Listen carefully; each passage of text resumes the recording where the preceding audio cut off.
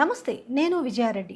12 సంవత్సరాల పాటు గుర్తురాని తెలంగాణ ఇవాళ ఎందుకు గుర్తుకొచ్చినట్టు? ఇవాళ కొత్తగా వచ్చి మీ అయ్యే జాగీరా, మీ అమ్మ జాగీరా అని మాట్లాడుతున్నారు గదా! మీరెవరైనా నన్ను బెదిరించే వాళ్ళు మీ అయ్యే జాగీరా తెలంగాణ? మరి ఈ 12 ఏళ్ల పాటు ఇటువైపు కూడా తిరిగి చూడ్డానికి ఇది లేని మనుషులు ఈరోజు వచ్చి ఎందుకు ఈ పెత్తనం చెలాయించాలనుకుంటున్నారు అనేసి తెలంగాణ ప్రజలు మాట్లాడుతున్నారు. ఎస్, రాజకీయం ఎక్కడైనా చేయొచ్చు, పార్టీలు ఎవరు ఎక్కడైనా పెట్టుకోవచ్చు. ఇది నేను కొత్తగా చెప్పాల్సిన అవసరం లేదు. ఇది పాలకులకు తెలియని విషయం కూడా కాదు కదా. కానీ అక్కడ ఏదో ఉద్ధరించినట్టు, ఆంధ్రాలో సమస్యలన్నీ కూడా సాల్వ్ చేసినట్టు, ఈరోజు తెలంగాణకు వచ్చి మేమేదో ఉద్ధరిస్తామని మాట్లాడుతూ మీదికెళ్ళి నీ అయ్య జాగీరా, మీ అమ్మ జాగీరా అంటే అలా తెలంగాణ ప్రజలు ముక్త కంఠంతో మాట్లాడుతున్నారు. ఎస్, ఇది మా అయ్య జాగీరే, ఇది మా జాగీరే అని మాట్లాడుతున్నారు. ఇవాళ కొంతమంది ఒకరో ఇద్దరో లేసి ఆడుతూ అసలు మాదే జర్నలిజము, మేమే జర్నలిజం చేస్తామని చెప్పుకుంటూ, మేబీ ఆంధ్ర వాళ్ళే కావచ్చు. ఇక్కడ నేను ఆంధ్ర తెలంగాణ అనేది సపరేట్ చేసి మాట్లాడతలేను, కానీ వాళ్ళకి ఎక్కడో ఒక ఉలుకొచ్చేసి తెలంగాణకు రానివ్వమంటారా, ఎవడబ్బ సొత్తు, ఎవడయ్య సొత్తు అని మాట్లాడుతున్నారు కదా. ఖచ్చితంగా ఇది తెలంగాణ బిడ్డల సొత్తే, తెలంగాణలో ఉన్న 4 కోట్ల ప్రజల జాగీరే. చెప్పుతో కొట్టినట్టు సమాధానాలు అయితే వింటున్నారు కదా నిన్నటి నుంచి. పోనీ మీకు నిజంగానే తెలంగాణ మీద అంత ప్రేమ వచ్చింది, మరి అంత ప్రేమ వచ్చిన వాళ్ళు 12 ఏళ్ల నుంచి వచ్చి మరి ఎందుకు ఇక్కడ పాగా వేయలేదు? దీనికి కూడా సమాధానం చెప్పాలి కదా. ఏదో వచ్చి అట్లా బీజేపీకి పొత్తుగా అలా వచ్చేసి ఏదో జిహెచ్ఎంసీలో పోటీ చేసినాం, లేకపోతే ఇంకేదో పోటీ చేసినాం. ఏమైంది పోటీ చేస్తే? మీకు ఆ 100 ఓట్లు, అక్కడో 200 ఓట్లు, అక్కడో 300 ఓట్లే కదా వచ్చింది. కనీసం అక్కడెక్కడో నాగర్ కర్నూల్లో పోటీ చేసింది, మర్చిపోయారేమో, బర్రెలెక్క అని పోటీ చేసింది కదా. కనీసం ఆమె కన్నా 5,000 ఓట్లు వచ్చినాయి. పాపం ఇవన్నీ మర్చిపోయి ఉంటారా? పోనీ వచ్చిరు, నా ఇంటి అడ్రస్సే, నా పైన దాడి చేస్తామంటున్నారు కదా, నా ఇంటికే వచ్చి దాడి చేయండి, అందుకే నేను నా ఇంట్లోనే ప్రెస్ మీట్ పెట్టినానన్నారు.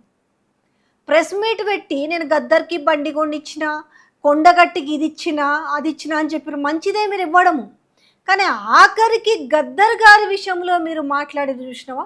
మరి మీకెవరో స్క్రిప్ట్ ఇచ్చిన వాళ్ళు మాత్రం చాలా చండాలమైన స్క్రిప్ట్ ఇచ్చిరని చెప్పుకోవచ్చు. ఇక్కడికి వచ్చిన తర్వాత ఇక్కడ ప్రజలు, తెలంగాణ ప్రజలు ఏ సమస్యలు పడుతున్నారో, ఏ గోస పడుతున్నారో కనీసం ఒక్క లైన్లోనన్నా మీరు చెప్పదలుచుకున్నారా? ఇక్కడ ప్రభుత్వాన్ని కనీసం మీరు ప్రశ్నించిరా? విమర్శించకపోతే కనీసం ప్రశ్నించిరా? రైతులు గోసపడుతున్నారు, ధాన్యం కొనేటోళ్ళు లేక, పంటంతా నీళ్ల పాలై, అకాల వర్షాలకి, వడగళ్ళ వానకి ఆగమై అతలాకుతలమైపోయి రైతులు కొంతమంది అయితే ఏకంగా కళ్ళాళ్ళ కుప్పల మీదనే జీవిడుస్తున్నారు కదా. దాని గురించి మరి ఒక్క మాటైనా మాట్లాడినరా? తెలంగాణలో సంక్షేమ పథకాల గురించి హామీ ఇచ్చి ఈరోజు హామీని గాలి కొదిలేసి కబుర్లు చెబుతున్న ప్రభుత్వాన్ని కొంచెమన్నా ప్రశ్నించిరా? కమిషన్ల కహానీలు నడుస్తున్నాయి ఇక్కడ, ఆ కమిషన్ల గురించి ఏమన్నా మాట్లాడిరా? ఏదైతే ఉద్యమకారులకు హామీ ఇచ్చిరో ఆ ఉద్యమకారుల గురించి ఒక్క మాట, ఒక్క సానుభూతన్న తెలియజేసిరా? పోనీ కనీసం తెలంగాణకి అవతరణ దినోత్సవం సందర్భంగా అట్లీస్ట్ ఒక శుభాకాంక్షలు అన్న చెప్పిరా? ఏం మాట్లాడినరు? మిమ్మల్ని తెలంగాణ ప్రజలు ఎట్లా మీరు మళ్ళీ ఆదరిస్తారని అనుకుంటున్నారు? కొంచెమన్నా ఇది ఉండాలి కదా. మిమ్మల్ని ఏదో అక్కడ ప్రొఫెసర్ నాగేశ్వరరావు గారు అన్నారని చెప్పేసి అక్కడి నుంచి మీకేదో ఉలుకొచ్చేసి మీరేడుకొచ్చేసి మేము ఇక్కడే ఉంటాము, ఇక్కడ తిరుగుతాము, ఎవడు వద్దండి, మీరు రోజు వచ్చి తిరుగుండ్రి. ఇవాళ రైతులు గోసపడుతున్నారు, పోయి జర కళ్ళాలెమ్మడి తిరుగుండ్రి. నిరుద్యోగులు ఇబ్బందులు పడుతున్నారు హామీ ఇచ్చిరని. కనీసం రాహుల్ గాంధీ పోయినాడు కదా, ఆ చిక్కడపల్లి లైబ్రరీ దగ్గరికి పోయి జరవాలని ఒకసారి కూర్చొని ఏందయ్యా మీ తిప్పలు, నేను మిమ్మల్ని ఆదుకుంటాను, లేదంటే మీ తరపున నేను రాహుల్ గాంధీకి నేను ప్రశ్నిస్తాను అనేసి ఒక్క మాట వాళ్ళ దగ్గరకు పోయి మాట్లాడరండి. ఏమీ లేవు. అర్థం పర్థం లేకుండా వచ్చి కళ్ళు తాగిన కోతిలాగా ఎగరడం వల్ల ఏం ఉపయోగము? మీరు తెలంగాణలో కోడి చెరువు కబ్జా చేసిరనేసి చెప్తున్నారు. దానికి సంబంధించింది కబ్జా చేసింది మీరు రుజువు చేస్తే తెలంగాణ ప్రభుత్వానికి అప్పచెప్తే తెలంగాణ ప్రభుత్వం స్వాధీనం చేసుకోవాలనంటే గురు శిష్యులు ఏకమైన తర్వాత ఆ గురు శిష్యులకు మధ్యలో మీరే ఉన్నారు, అది స్వాధీనం చేసుకోరనే విషయం మీకు కూడా అంత బాగా తెలుసు కాబట్టి అట్లా మాట్లాడుతున్నారు. నిజంగా మీరు తెలంగాణకు వచ్చి మాట్లాడినందుకు మిమ్మల్ని పాపమనాలా, లేకపోతే తెలివి తక్కువతనం అనాలా, లేకపోతే ఇక్కడికి వచ్చేసి మేం జులూం చలాయిస్తాము అని అంటే ఇక్కడ చూస్తూ ఊరుకునే వాళ్ళు ఉంటారనుకున్నారా? ఏం చేద్దామని, ఏమి హీరోయిజం చూపిద్దామని వచ్చిరనేది అసలు మీకైనా కొంచెమన్నా క్లారిటీ ఉందా అని చెప్పేసి ఇవాళ తెలంగాణ ప్రజలు అడుగుతున్నారు. ఎస్, ఎంత కాదనుకున్నా ఇవాళ తెలంగాణలోనే సరిపోయేంత మంది ఉన్నారు. 12 ఏళ్ళు మీ ఊహకు రాని విషయము మంగళగిరిలో మహానాడు పెట్టి ఇక్కడ టీడీపీ బలోపేతం చేస్తామంటారు.